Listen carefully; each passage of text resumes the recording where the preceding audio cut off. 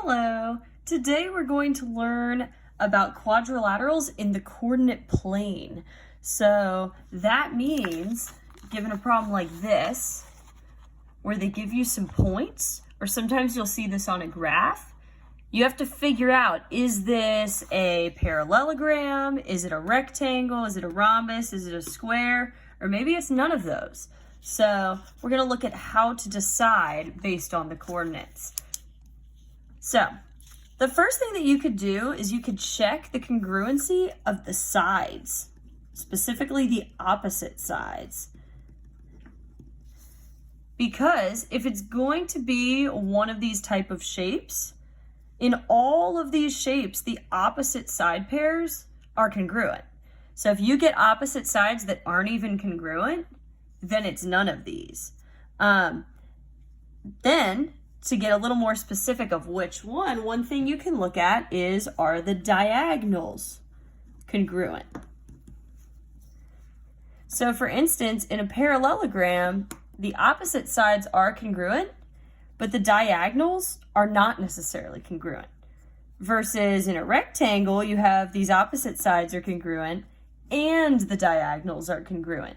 So that can help you narrow it down. And then in your square and your rhombus, all four sides are going to be congruent. Your rhombus has diagonals that are not congruent. And if it's a square, the diagonals are congruent. So the ones that are straight up and down, the ones with 90-degree angles, have congruent diagonals. The ones that are slanted don't. So we're going to look at an example problem of how to decide what kind of shape it is. So in this problem here, sorry, there's some shadows on it, but all right, in this problem here, it gives us these four vertices, A, B, C, D.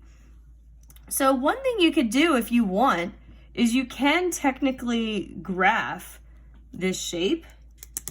I'm not going to graph it exactly, but I am going to just kind of roughly put the points on a coordinate plane. So A is like 9, -4, so it's somewhere over here, over 9, down 4. B is 8, -2. I'm going to actually draw it a little more spread out. B is somewhere like that. C is 2, -5. So it's maybe somewhere here-ish. And D is 3, -7, so it's maybe somewhere down here. And then it'll all connect. Now, my drawing is probably not accurate. It's definitely not because I didn't measure anything, but it at least gives me an idea of which ones are next to each other. So now what I'm going to do is I'm going to start to figure out how long all of these sides are. So I'm just going to start with AB. So to figure out how long something is, that's distance. And luckily we know a distance formula. So just to remind you of the distance formula, it's the square root of x minus x squared plus y minus y squared. So for AB, I'm going to do the square root. So for x minus x, that'll be 9 minus 8 squared plus y minus y, so -4 minus -2 is the same as +2, and then squared.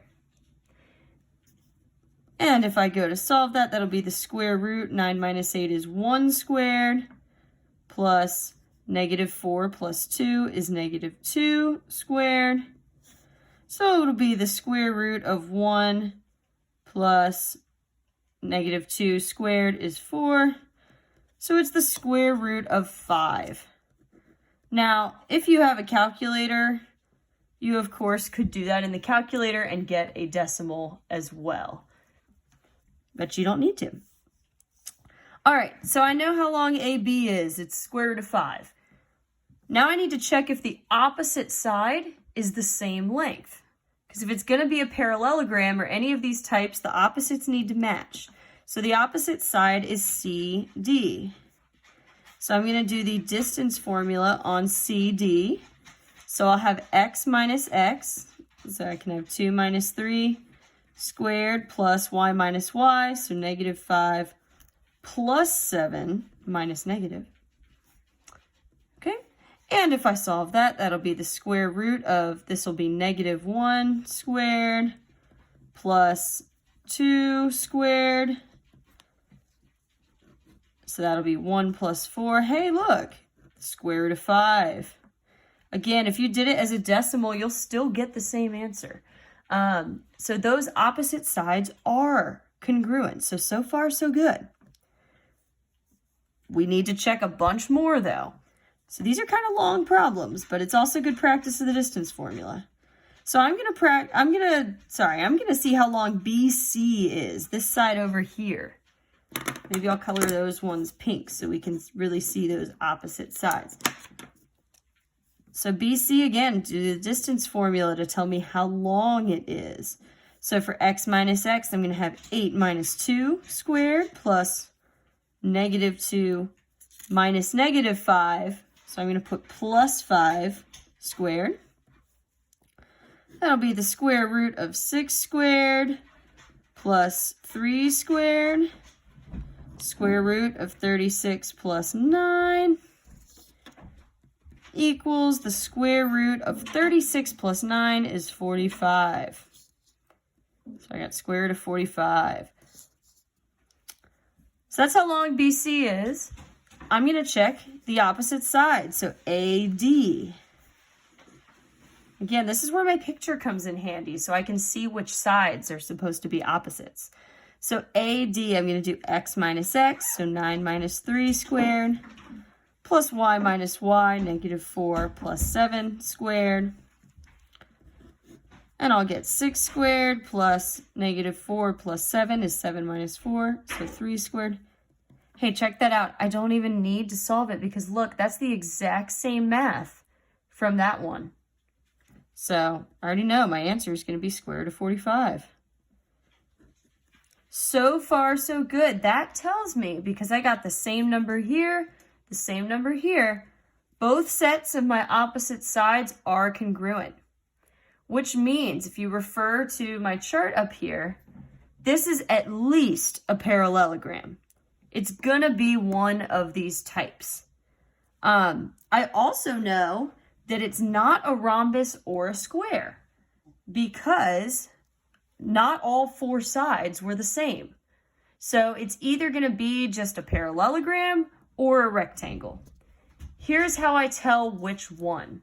I need to see how long the diagonals are. Because if it's just a parallelogram, the diagonals will be different. If it's a rectangle, the diagonals will be equal. So I'm going to find two more distances, almost done. So for AC, again, looking at my picture, I see one of them goes from A to C.